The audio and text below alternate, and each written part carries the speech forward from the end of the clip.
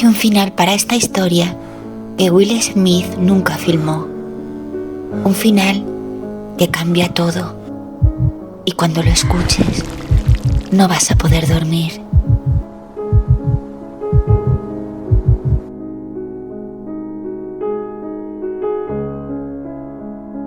Los Ángeles, enero de 1976. El sol se está poniendo. Y Robert Neville hace exactamente lo mismo que lleva haciendo cada día desde hace 3 años. Clava tablones en las ventanas, comprueba los cerrojos, revisa el ajo, enciende todos los generadores y espera. Porque cuando cae la noche en este mundo, Robert Neville es la única criatura viva que no sale a cazar. Es el último hombre sobre la tierra.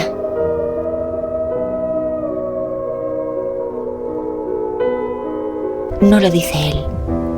No es una sensación. Es un hecho tan frío y tan real como el martillo que sostiene entre sus manos temblorosas. Ha recorrido cada calle, ha entrado en cada edificio, ha llamado a cada puerta. No hay nadie, solo ellos. Y llevan 3 años llamando a su puerta cada noche. ¿Quiénes son ellos? Eso es exactamente lo que lleva 3 años intentando entender. Porque lo que ha sobrevivido en las calles de Los Ángeles no encaja en ninguna categoría que el mundo conociera antes.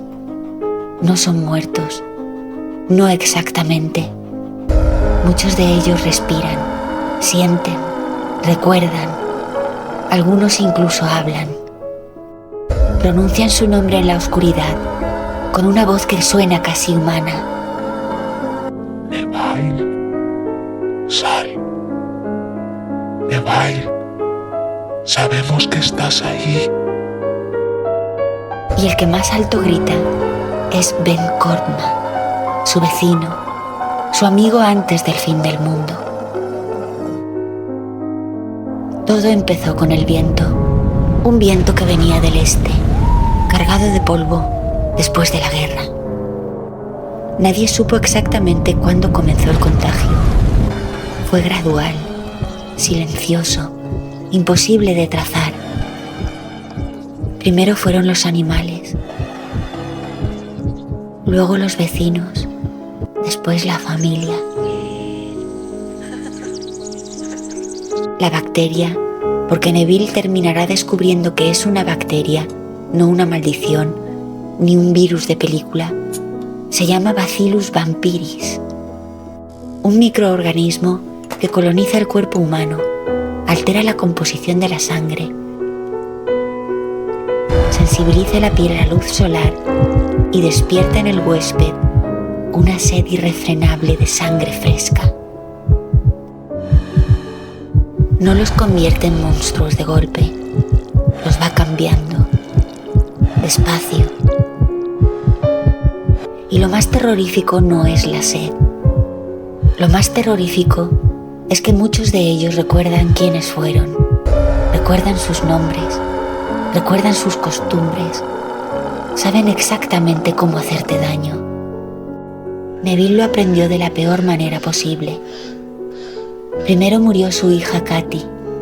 Tenía 6 años. La bacteria la consumió en días. Neville la llevó al crematorio municipal, siguiendo los protocolos de emergencia que el gobierno había establecido antes de derrumbarse. La vio arder. Volvió a casa solo.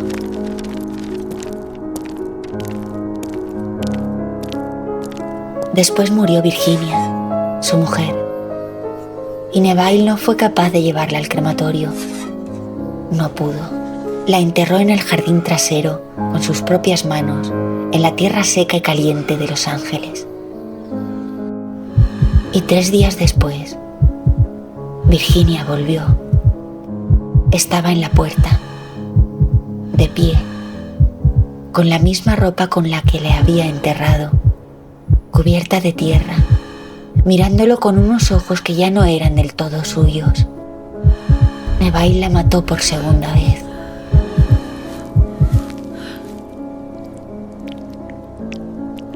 Y desde esa noche, algo en él se rompió para siempre. La rutina de Robert Neville es la rutina más solitaria que ningún ser humano ha vivido jamás. Se despierta al amanecer, siempre al amanecer, cuando ellos ya se han retirado, cuando la luz los obliga a esconderse en sótanos, en coches abandonados, en cualquier sombra que encuentren. Sale a la calle con su lista, recorre el vecindario con una estaca de madera y una linterna. Entra en las casas, los busca, los mata mientras duermen. No es heroísmo, él mismo lo sabe, es mantenimiento. Como quien corta el césped o saca la basura.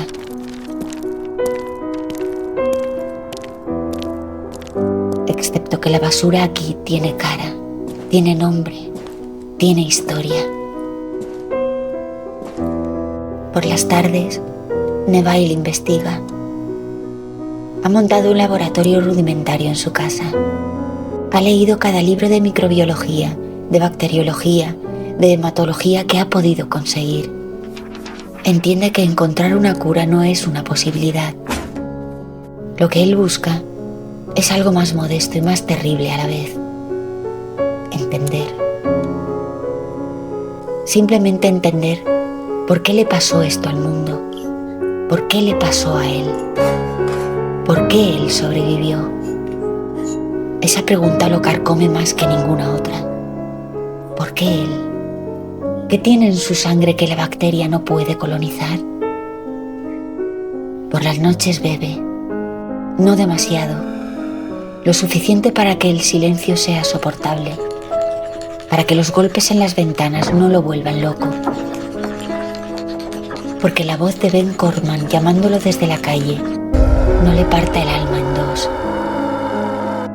Neville, sal, Neville, sal y únete a nosotros. Él no sale.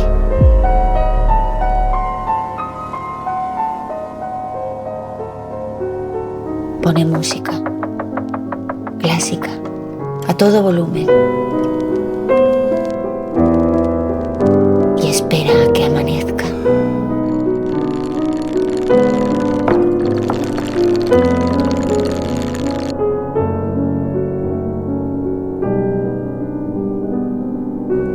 Un día, Neville ve algo que no ve desde hace 3 años.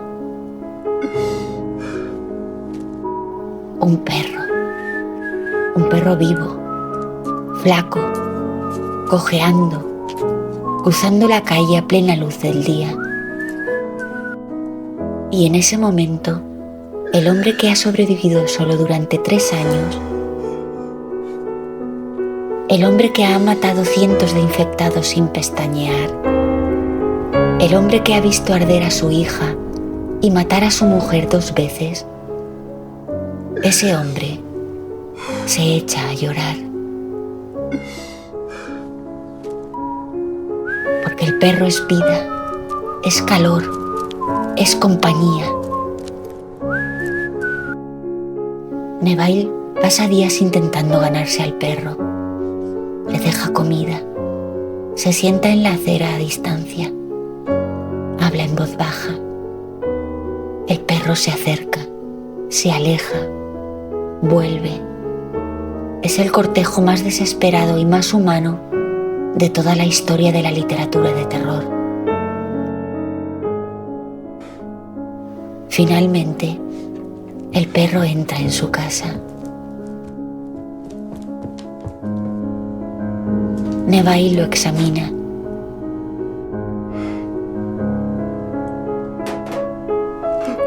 Lo abraza, llora sobre su pelo sucio.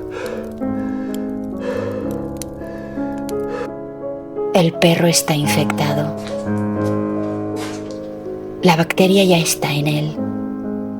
No ha avanzado del todo, pero está ahí. Neville lo sabe desde el primer momento, pero no puede, no quiere hacer nada. Cuida al perro durante días, le da sangre, le habla. El perro muere a la semana y Neville tiene que matarlo por segunda vez antes de que anochezca. Esa noche no pone música, no bebe, solo se sienta en el suelo de la cocina, en silencio, y deja que la oscuridad lo rodee por completo. 3 años, 2 meses y unos días después del fin del mundo, Robert Neville ve a una mujer caminando por la calle, a plena luz del día. Se llama Ruth, es joven, está asustada. Dice que ha sobrevivido escondida, moviéndose de noche, durmiendo de día cuando podía. Dice que lleva meses sola. Dice que cuando lo vio a él, pensó que era uno de ellos. Neville la lleva a su casa y desconfía de ella desde el primer segundo, porque algo no encaja. Sus reacciones son demasiado lentas. Se marea cuando él trabaja con sangre en el laboratorio. Evita el ajo con demasiada naturalidad. Y cuando Neville, casi como experimento, la golpea con una estaca de madera de forma accidental, la reacción de Ruth es demasiado intensa para ser normal. La confronta, le exige la verdad. Ruth finalmente confiesa. Está infectada, pero no de la misma manera. Hay un grupo de supervivientes infectados que han aprendido a controlar la bacteria con una medicación que ellos mismos han desarrollado. Pueden funcionar de día, aunque con dificultad. Pueden pensar, pueden planificar. Están construyendo algo. Y Neville es su mayor problema, porque Neville lleva 3 años matándolos mientras duermen.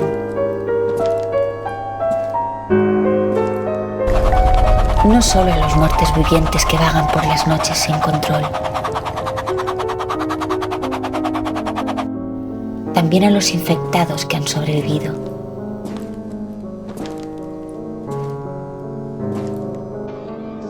A los que están intentando construir una nueva sociedad, a los que se esconden de día porque la luz les duele, pero que son, en todos los sentidos que importan, personas.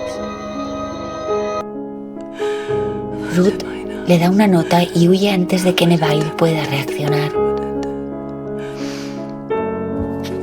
Los infectados organizados atacan su casa esa misma noche. No como la horda caótica de siempre.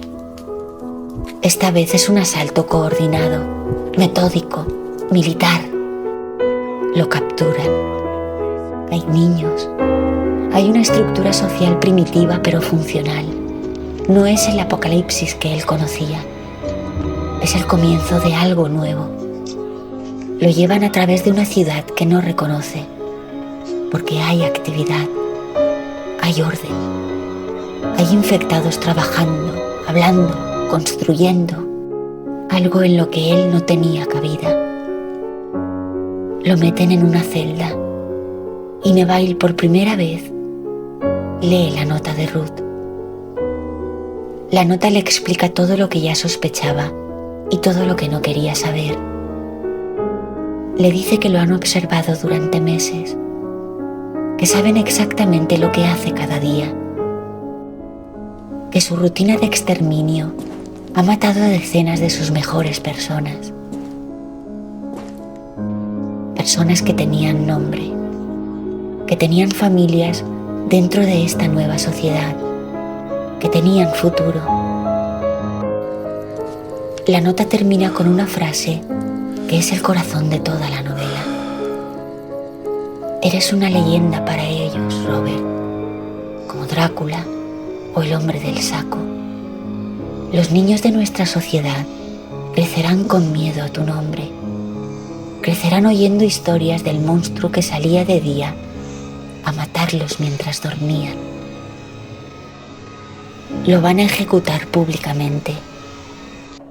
Neville lo sabe, lo ve en los ojos de los guardias, lo siente en el silencio de la celda. No hay juicio, no hay negociación. Él es demasiado peligroso, demasiado simbólico, demasiado cargado de miedo colectivo para que puedan simplemente encerrarlo. Ruth, arriesgando todo, consigue pasarle píldoras de cianuro a través de los barrotes. Una muerte rápida, en sus términos, antes de que la ejecución pública lo convierta en espectáculo. Neville las acepta. Antes de tomarlas, se asoma a la ventana de la celda. Abajo, en la plaza, la nueva sociedad lo mira. Cientos de infectados organizados, con ropa, con orden, con una vida que él nunca imaginó que podía tener. Lo señalan. Algunos retroceden. Hay miedo en sus ojos. Miedo a él. Y en ese instante, Robert Neville lo comprende todo. Él no es el héroe de esta historia. Nunca lo fue. El mundo cambió y él no cambió con él. La humanidad que él representaba ya no existía. La nueva humanidad, distinta, infectada, transformada, pero humanidad al fin, tiene sus propios miedos, sus propias leyendas, sus propios monstruos. Y el monstruo es él. Él es lo que ellos cuentan de noche para asustar a sus hijos. Él es la criatura que viene de día, que no puede ser vista, que mata sin piedad. Él es el vampiro de esta nueva mitología.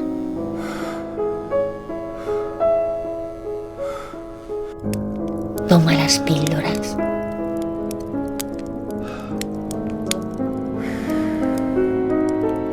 Y mientras el efecto empieza a actuar, con una sonrisa extraña en los labios, Robert Neville piensa las últimas palabras de la novela. Soy una nueva superstición que ingresa en el mundo oscuro. Soy Robert Neville. Soy una leyenda.